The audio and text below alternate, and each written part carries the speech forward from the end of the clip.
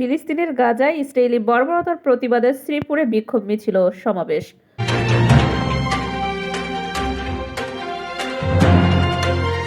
আসসালামু আলাইকুম দর্শক, সকলকে আমন্ত্রণ জানাচ্ছি বিবিআর নিউজ সংবাদে। গাজীপুর থেকে স্টাফ রিপোর্টার মনসুরুল ইসলাম মাসুমের পাঠানো তথ্যচিত্রে দেখুন বিস্তারিত।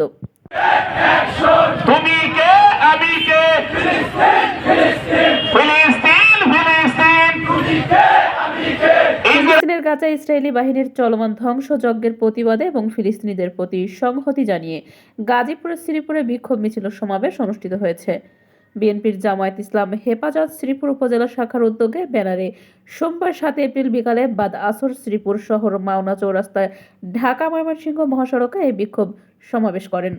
সমাবেশে বক্তারা সকলের প্রতি আহ্বান জানিয়ে বলেন, আমরা ফিলিস্তিনের নির্যাতিত জনগণের জন্য একসাথে আওয়াজ তুলব এবং ইসরায়েলি পণ্য বর্জনের জন্য সবার প্রতি অনুরোধ জানান।